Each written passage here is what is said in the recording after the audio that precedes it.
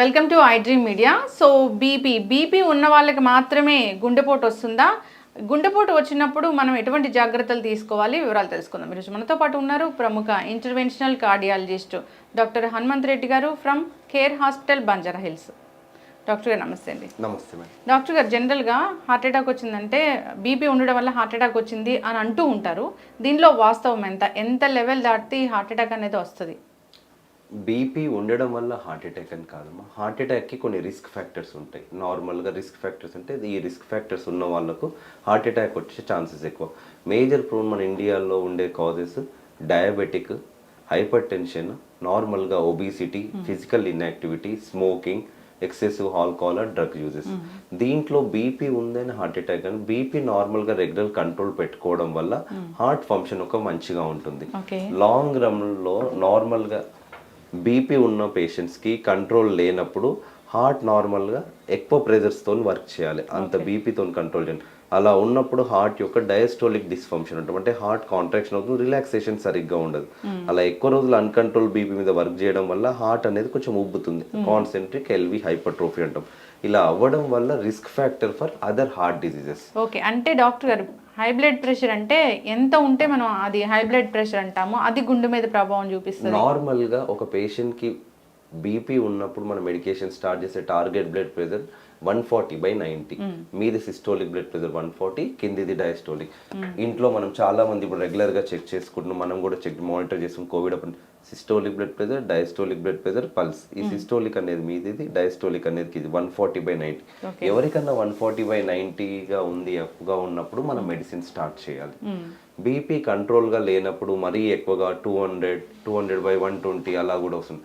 అట్లాంటి వాళ్ళకు risk factors ఏంటంటే, అంత బ్లడ్ ప్రెషర్ నుంచి వర్క్ చేసినప్పుడు నెత్తిలో బ్లీడ్ అవ్వడం, ఇంట్రాక్రేనియల్ హెమరేజ్ అంటాం. అలా బ్లీడ్ అయినప్పుడు బీపీ ఎక్కువ, కాలు చేతులు పడిపోవడం, సడన్గా కోమా వెళ్ళడం, అది ఒక విషయం.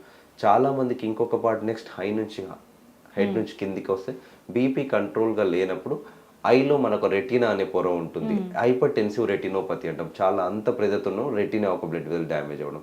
నెక్స్ట్ కిందికి వస్తే అయోటాలో బీపీ ఎక్కువగా కంట్రోల్ లేనప్పుడు ఇది హార్ట్లో ఉండే మేజర్ ట్యూబ్, హార్ట్ నుంచి వచ్చే మేజర్ ట్యూబ్ అయోటా.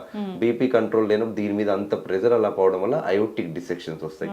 హార్ట్ లోపలికి వస్తే ఎల్వి హైపర్ట్రోఫీ అంటాం. బీపీ కంట్రోల్ లేనప్పుడు కిడ్నీ యొక్క ప్రెజర్స్ అలా మంచిగా లేనప్పుడు కిడ్నీ వల్ల ఎఫెక్ట్ అవుతుంది. సో మన బీపీ వల్ల మల్టిపుల్ ఎఫెక్ట్స్ ఉంటుంది. సో అందుకే రెగ్యులర్గా మానిటర్ చేసుకోవాలి, కంట్రోల్ చేసుకోవాలి. ఏ పేషెంట్స్ కన్నా బీపీ డయాగ్నోజ్ అయినప్పుడు ఫస్ట్ వాళ్ళు రెగ్యులర్గా బీపీ వాళ్ళ జనరల్ ఫిజిషియన్ని, లోకల్ డాక్టర్ని కన్సల్ట్ అయ్యి చేసుకోవడం మంచిది. అంటే ఒక్కసారి చెక్ చేసుకున్నారు, అప్పుడు 140/90 వచ్చింది లేదా 150 అలా ఉంది అన్నప్పుడు బీపీ మందులు వాడాల్సిందేనా? నార్మల్గా ఒకటేసారి చెక్ చేసుకుని ఒకటేసారి రీడింగ్కి మందులు పెట్టాము. నార్మల్గా పేషెంట్ సిమ్టమ్స్ ఏంది, వాళ్ళకి ఏమన్నా సిమ్టమ్స్ ఉన్నాయా, హెడ్ ఏక్ ఉందా, అదర్ అసోసియేటెడ్ బీపీ వల్ల వచ్చే సైడ్ ఎఫెక్ట్స్ ఏ ఉన్నాయి, వాళ్ళకి ఐ చేసినప్పుడు రెటినోపతి ఉందా, ఇంతకుముందు బ్లీడింగ్ వల్ల నార్మల్గా బీపీ ఎక్కువగా ఉండి బ్లీడింగ్ జరిగే ఏమైనా ఇంట్రాక్రినల్ హెమరేజ్ వచ్చిందా, కిడ్నీలో ప్రోటీన్ యూరియా అంటాం, హార్ట్లో మేము చెక్ చేసినప్పుడు హైపర్ట్రోఫీ, ఈసీజీలో చేంజెస్ ఏమైనా ఉన్నాయి, ఇవన్నీ ఉన్నాయి. తర్వాత మన విజిట్ అయ్యారు ఆఫీస్కి, అప్పుడు వచ్చినప్పుడు బీపీ మదర్ చేస్తే 140/90 ఉంది. ఈవెన్ ఆ 140/90 ఉన్నా నార్మల్గా ఇవన్నీ ఏం సిమ్టమ్స్ లేకపోతే వాళ్ళని ఇంట్లో మానిటర్ చేసుకోమంటాం రెగ్యులర్గా 7 days to ఒక 14 days రెగ్యులర్గా. ఆ మానిటర్ చేసేటప్పుడు కూడా వాళ్ళు రిలాక్స్గా కూర్చొని స్టేబుల్ పొజిషన్ తీసుకొని అప్పుడు మానిటర్ చేసుకోవాలి. మానిటర్ చేసుకునే ముందు స్మోకింగ్, కెఫిన్ అట్లాంటి ప్రొడక్ట్స్ అవాయిడ్ చేసి 1-2 hours తర్వాతనే చెక్ చేసుకొని రెగ్యులర్గా రీడింగ్ రాసి అప్పుడు డాక్టర్ వాళ్ళ దగ్గరికి వెళ్తే బీపీ 140/90 చాలా విజిట్స్లో ఎక్కువగా ఉందంటే అప్పుడు మందులు స్టార్ట్ చేయాలి. ఒకటే రీడింగ్ మనం టెన్షన్ పడి బీపీ చెక్ చేసుకోగానే 150/90 వచ్చింది మందులు స్టార్ట్ చేయాలంటే అలా స్టార్ట్ చేయదు. మనం నార్మల్గా యాక్టివ్గా ఉన్నప్పుడు, ఎగ్జర్ట్ చేసినప్పుడు, కోపపడినప్పుడు ఆటోమేటికల్గా బీపీ పెడుతుంది. సిస్టోలిక్ బ్లడ్ ప్రెషర్ ఏదైతే ఉందో 140-150గా ఎక్సర్సైజ్ చేసినప్పుడు దాని రీడింగ్తో మనం స్టార్ట్ చేయొచ్చు. ఓవరాల్ పేషెంట్ తన symptoms, other associated multiple readings పక్కా. సార్ కొంతమందికి హాస్పిటల్ రాగానే కొంచెం టెన్షన్ పడతారు, దాన్ని white coat hyper tension. Hospital రాగానే అప్పుడు కూడా నిజంగా వాళ్ళ ఇంట్లో చెక్ చేసుకుంటే మంచిగా ఉంటుంది. దీన్ని టెస్ట్ చేయడానికి కొంతమందిలో అంబులేటరీ బ్లడ్ ప్రెషర్ మానిటరింగ్ చేస్తాం. అంటే 24 hours వాళ్ళకు ఒక మిషన్ పెట్టి ఇంటికి పంపిస్తాం. వాళ్ళ ఇంట్లో వాళ్ళ పనులన్నీ రెగ్యులర్గా చేసుకుంటుంటూ అప్పుడు నార్మల్గా బీపీ చెక్ రీడింగ్ చూసి అప్పుడు కూడా దాంట్లో ఎక్కువ ఉంటే అప్పుడు స్టార్ట్ చేయడం మంచిది. ఓకే, 140 కన్నా ఎక్కువ ఉన్నప్పుడు 140/90 కన్నా రెగ్యులర్గా ఉన్నప్పుడు. దాంట్లో నాక్టర్నల్ పడుకున్నప్పుడు నార్మల్గా పేషెంట్స్కి బీపీ డ్రాప్ అవుతుంది. మనం మంచిగా రిలాక్సేషన్లో ఉంటాం. అప్పుడు నాక్టర్నల్లో 130/80 రీడింగ్స్ని తీసుకుంటాం. ఓవరాల్ 24 అవర్స్ రీడింగ్ తీసుకుంటాం. నార్మల్ 140/90 డిఫరెంట్ రీడింగ్ తీసుకుని అప్పుడు స్టార్ట్ చేయాలి. ఓకే డాక్టర్ గారు, ఒకసారి స్టార్ట్ చేశారు బీపీ మెడిసిన్ అనేది, ఇంకా అది లైఫ్ లాంగ్ వాడాల్సిందేనా? నార్మల్గా ఒకసారి బీపీ ఫస్ట్ టైంలో డయాగ్నోస్ చేసి అన్ని కారణాలు రూల్ అవుట్ చేసేసి బీపీకి కొన్ని ప్రైమరీ కాజెస్ అంటాం, secondary causes.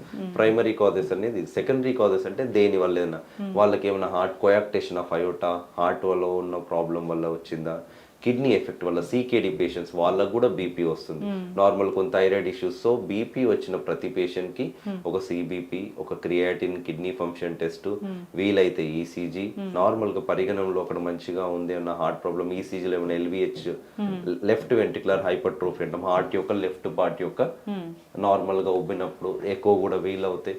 USG abdomen 2C kidney size. ఈ రోజు ఇంకోటి CUE, urine test, urine albuminuria, protein, ఇవన్నీ నార్మల్ గా ఉన్నాయి. తర్వాత కొన్ని రోజుల తర్వాత దీన్ని పీరియాడికల్ గా మానిటర్ చేసుకుంటాం 2 to 3 years. బీపీ ఏమైనా కంట్రోల్ లేనందువల్ల ఏమైనా పెరిగాయా, పెరిగితే బీపీని అడిక్వేట్ కంట్రోల్ చేసుకోవాలి. ఒక్కసారి బీపీ వచ్చిందంటే వాళ్ళు రెగ్యులర్ గా మందులు వాడుతూ ఉండాలి. ఎట్ ద సేమ్ టైం వాళ్ళు చేయాల్సింది ఏంటంటే నార్మల్ గా రెగ్యులర్ గా యాక్టివిటీస్ చేయాలి. నార్మల్ రెగ్యులర్ వాకింగ్ వెళ్ళడం, life style modification, smoking, risk factors ఉంటే అట్లాంటివన్నీ కంట్రోల్ చేస్తే బీపీని మనం రెగ్యులర్ గా కంట్రోల్ చేయొచ్చు. డోస్ కూడా పెంచకుండా అదే దాంట్లో స్టేబుల్ పెట్టొచ్చు. ఓకే, ఎస్ డాక్టర్ గారు. సో హార్ట్ అటాక్ అనేది వచ్చింది అని చెప్తూ ఉంటారు. ఏది బాగా నొప్పి వస్తే డాక్టర్ దగ్గరికి వెళ్ళినప్పుడు హార్ట్ అటాక్ అంటారు. అప్పుడు వాళ్ళకి ఖచ్చితంగా బీపీ ఉంటుందా? సో బీపీ ఉంది, వాళ్ళకి హార్ట్ అటాక్ వచ్చింది అన్నప్పుడు దాన్ని ఎలా కంట్రోల్ చేసి ట్రీట్మెంట్ అనేది ఇస్తారు? నార్మల్గా హార్ట్ అటాక్ వచ్చిందంటే నార్మల్గా పేషెంట్ సడన్గా ఛాతీ నొప్పి రావడం, ఆయాసం రావడం, నియర్ బై హాస్పిటల్కి వెళ్ళినప్పుడు వాళ్ళు ఈసీజీ తీసి మేజర్ హార్ట్ అటాక్ ఉందని. ప్రతి పేషెంట్కి బీపీ ఉన్న వాళ్ళకే హార్ట్ అటాక్ వస్తుందని లేదు. బీపీ లేని వాళ్ళకు కూడా కొంతమంది డయాబెటిక్ ఉండొచ్చు, వేరే నార్మల్ రిస్క్ ఫ్యాక్టర్స్ లేకుండా స్మోకింగ్ ఉండొచ్చు, ఏదైనా రికరెంట్ అయిన డ్రగ్ యూజ్ వాళ్ళకు కూడా బీపీ లేకుండా హార్ట్ అటాక్ వస్తుంది. బీపీ ఉన్న వాళ్ళకి హార్ట్ అటాక్ కూడా రావచ్చు.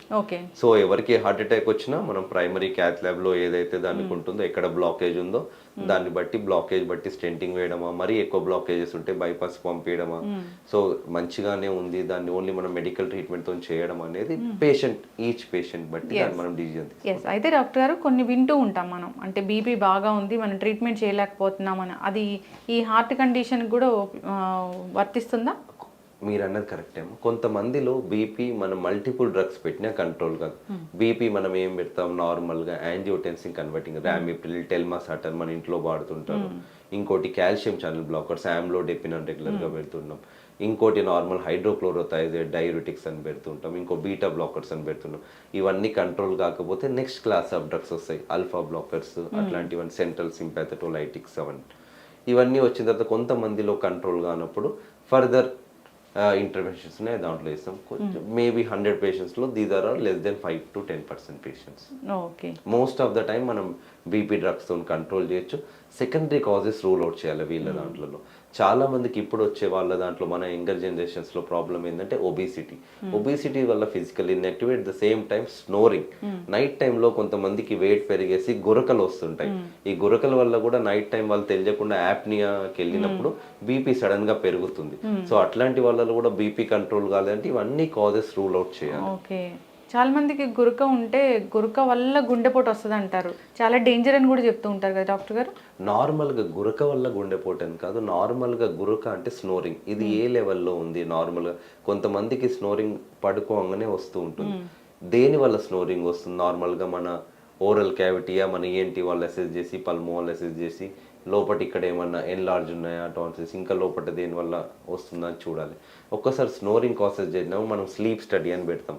స్లీప్ స్టడీ అంటే ఇంటికి మనం ఒక మనిషిని ఆ మిషన్స్ని పంపించి వాళ్ళు పడుకునేటప్పుడు వాళ్ళ ఆక్సిజన్ లెవెల్ ఎలా చేంజ్ అవుతుంది, CO2 లెవెల్ ఎలా చేంజ్ అవుతున్నాయి, ఆ టైంలో పల్స్, బీపీ ఎలా చేంజ్ అవుతున్నాయి అని చూసుకోవడానికి స్లీప్ స్టడీ. దీంట్లో మనకు యాప్నియా వీళ్ళకి ఎంత ఉందనే తెలియడం వల్ల నార్మల్గా తీవ్రంగా ఉన్నప్పుడు వీళ్ళకి మనము పంప్ పెట్టి పడుకోవడానికి సిపాప్ మిషన్ పంప్ పెట్టి పడుకుంటాం. ఈ స్నోరింగ్ అనేది కంట్రోల్ లేకపోవడం వల్ల వాళ్ళ యాప్నిక్ స్పెల్ సడన్ గా ఎప్పుడైతే వాళ్ళు సివియర్ స్నోరింగ్ వల్ల మన బ్రెయిన్ కి ఆక్సిజన్ అందడం సడన్ గా ఇలా టెన్షన్ పడి నైట్ లో మనకు తెలియకుండా ఇలా అవుతుంది. అలా అయినప్పుడు మన బాడీలో ఉన్న సింపాథెటిక్ సిస్టమ్ సర్జ్ అయ్యి మన బీపీ పెరిగి వీళ్ళకి అలా జరిగినప్పుడు హార్ట్ ఇష్యూస్ కూడా రావచ్చు. సో కంపల్సరీ వెయిట్ రిడక్షన్ ఈ స్నోరింగ్ అనేది కూడా గమనించుకొని దాని ట్రీట్మెంట్ చేస్తే ఇవన్నీ మనం రిస్క్ కి దూరంగా ఉండొచ్చు. సాధారణంగా చెప్తూ ఉంటారు ఏంటంటే ఆయాసం వస్తుంది కాబట్టి నాకు ఏదో హార్ట్ ఇష్యూ ఉందని చాలా మంది చెప్తూ ఉంటారు. అది నిజమేనా డాక్టర్ గారు? నార్మల్ గా ఆయాసం వస్తుంది అనేది హార్ట్ ఇష్యూ అని, ప్రతి హార్ట్ ఇష్యూ ఆయాసంకి హార్ట్ ఇష్యూ అనేది కాదు. ఆయాసం రావడానికి చాలా కారణాలు ఉన్నాయి. ఒక యంగ్ ఫీమేల్లో నార్మల్గా ఆయాసం వస్తుందంటే మెన్స్ట్రల్ బ్లీడింగ్ ఎక్కువగా జరిగి హిమోగ్లోబిన్ తక్కువగా ఉండడం వల్ల ఆయాసం రావచ్చు. ఒక టీబీ పేషెంట్కి లంగ్స్ ఎఫెక్ట్ రావడం వల్ల ఆయాసం రావచ్చు. ఒక స్మోకింగ్ వాళ్ళకు లంగ్స్ ఎఫెక్ట్ అయ్యి ఎంఫెసిమా బ్రాంకిటోస్ వల్ల ఆయాసం రావచ్చు. ఇవన్నీ కారణాలు ఏమీ లేవు. నార్మల్గా ఒక హార్ట్ పేషెంట్స్కి హార్ట్ ఫంక్షన్ వీక్గా ఉండడం వల్ల కూడా ఆయాసం రావచ్చు. హార్ట్లో నార్మల్గా ఆయాసం రావడానికి హార్ట్లోనే కాజెస్ తీసుకుంటే కొంతమందిలో నార్మల్గా హార్ట్లో ఫంక్షన్స్లో నార్మల్గా లేనప్పుడు హార్ట్ థిక్ అయి నార్మల్గా డయాస్టోలిక్ డిస్ఫంక్షన్ అంటాం, దాంట్లో కాళ్ళు ఉబ్బి ఆయాసం జరగచ్చు. కొంతమందిలో ఈ అయోటిక్ స్టీనోస్ ఏదైతే హార్ట్ నుంచి వాల్వ్ అయోటక్ పోతుందో ఇది సన్నబడినప్పుడు కూడా ఛాతీ నొప్పి ఆయాసం జరగచ్చు. కొన్నిసార్లు హార్ట్ ఫంక్షన్ సరిగ్గా లేనప్పుడు LVF 60% కన్నా తక్కువ ఉన్నప్పుడు హార్ట్ పంపింగ్ అంత సరిపోయినందుకు వాళ్ళకు ఆయాసం రావచ్చు. సో ఆయాసం రావడానికి మల్టిపుల్ కాజెస్ ఉన్నాయి.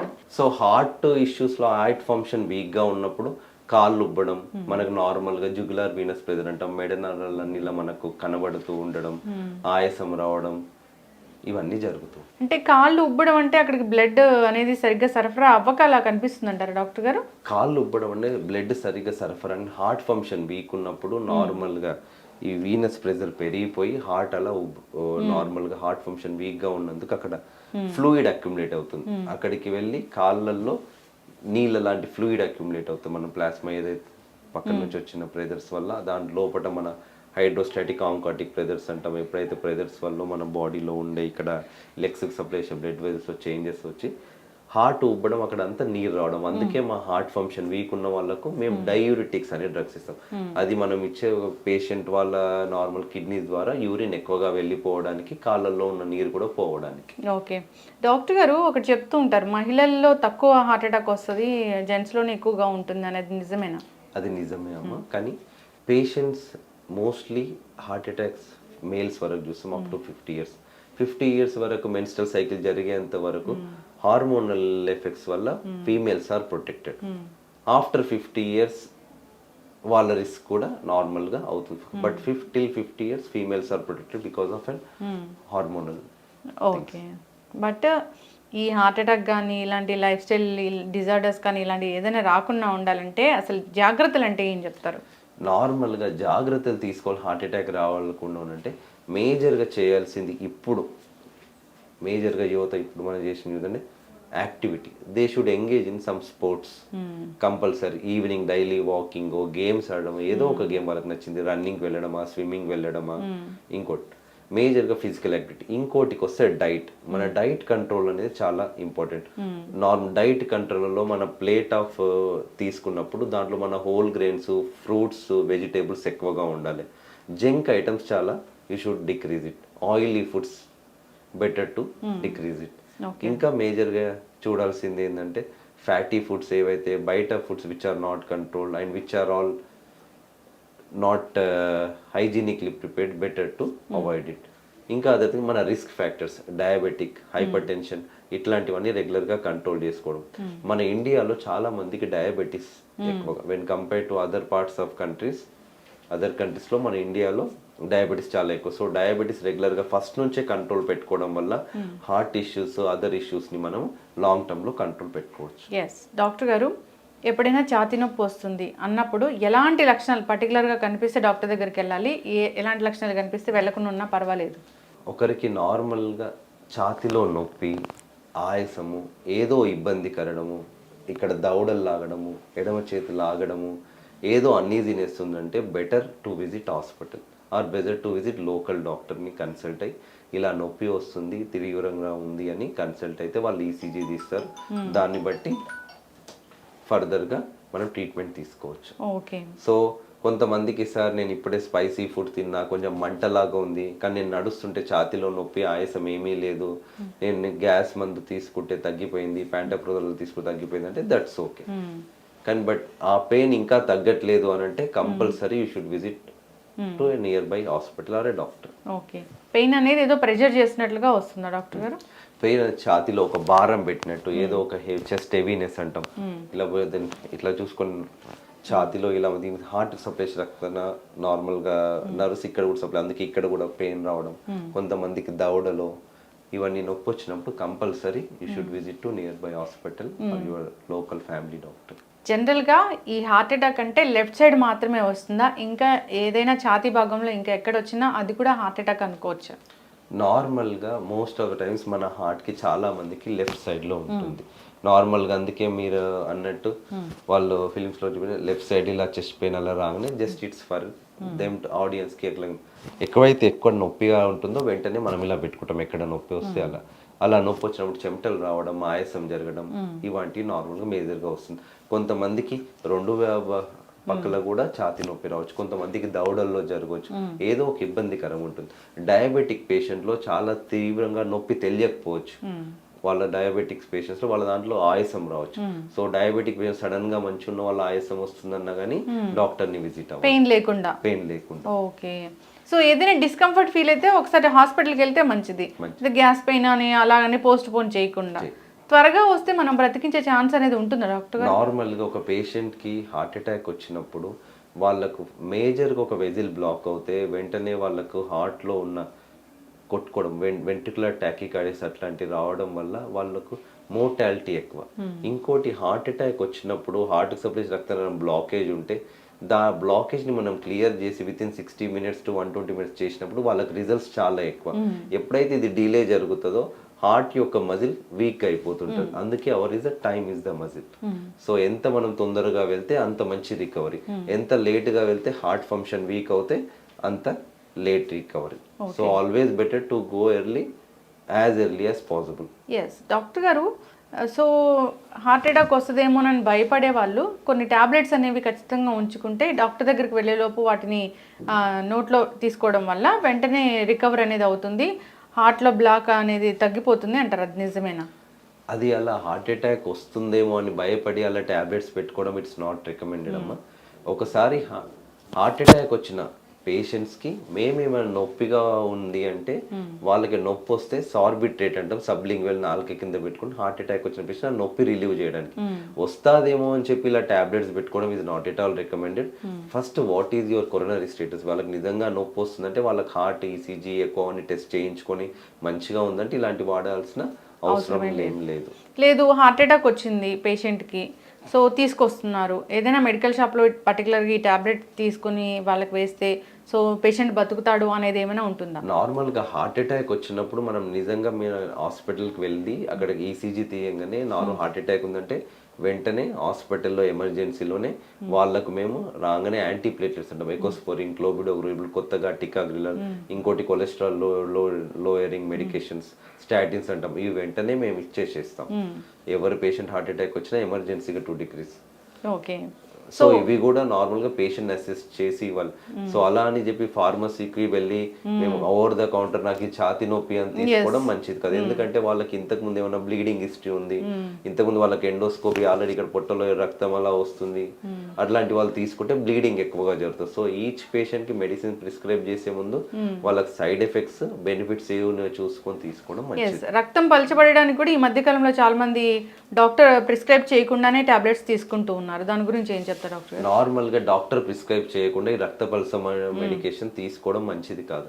నార్మల్ గా హార్ట్ అటాక్ ఉన్న వాళ్ళకన్నా ఏట్రియల్ ఫిబ్రిలేషన్ అంటాం, నార్మల్ గా హార్ట్ రెగ్యులర్ గా కొట్టుకోకుండా వీళ్ళకి స్ట్రోక్ రిస్క్, వీళ్ళకు మనం రక్త పల్స మందులు ఇస్తాం, మోరల్ యాంటీకోగులిన్, యాంటీ ప్లేట్లెట్స్ అంటాం. ఈ ఆస్పిరిన్, క్లోబిడోగ్రిల్ రెగ్యులర్ గా మనం వాడుతుంటాం, టికాగ్రిల్. దీనికి సైడ్ ఎఫెక్ట్స్ కూడా ఉన్నాయి. సైడ్ ఎఫెక్ట్స్ ఏంటంటే మనం తీసుకున్న రక్త పల్స మందులు ఏవైతే ఉన్నాయో మన పొట్టలో బ్లీడింగ్ జరగడం, కొంతమందికి మోషన్స్ లో బ్లడ్ వెళ్ళడం, కొంతమందికి బ్రెయిన్ లో బ్లీడింగ్ అవ్వడం, ఇలాంటివి ఉన్నాయి. సో ఆల్రెడీ అవసరం ఉండి డాక్టర్ ప్రిస్క్రైబ్ చేస్తేనే తీసుకోవాలి. హార్ట్ అటాక్ వస్తుంది అనేది మాత్రం ఉండి ఈ టాబ్లెట్స్ తీసుకోవడం it's not at all recommended, అస్సలు తీసుకోవద్దు. ఎస్, ఖచ్చితంగా డాక్టర్ గారు చాలా చక్కటి ఇన్ఫర్మేషన్ అండి. సో ఏదైనా నొప్పి అనిపించిన వెంటనే ఒకసారి డాక్టర్ దగ్గరికి వెళ్తే మంచిది. గ్యాస్ నొప్పి అని చాలా మంది పోస్ట్ పోన్ చేస్తూ ఉంటారు, అదే మేజర్ ఇష్యూ అవుతూ ఉంటుంది. ఇక అంతేకాకుండా లైఫ్ స్టైల్ అనేది చాలా చేంజ్ చేసుకోవాలి. ఈ బీపీలు ఇలాంటివి ఉంటే ఖచ్చితంగా మానిటరింగ్ అనేది ఉండాలి. సో టాబ్లెట్స్ అనేవి ఖచ్చితంగా వేసుకుంటూ ఉండాలి, ఫాలోఅప్స్ కూడా ఉండాలి మీరు చెప్పినట్టు డాక్టర్ గారు. సో అందరూ కూడా హెల్తీగా హ్యాపీగా ఉండాలని కోరుకుందాం. చాలా చక్కటి ఇన్ఫర్మేషన్ అండి, ధన్యవాదాలు. Thank you.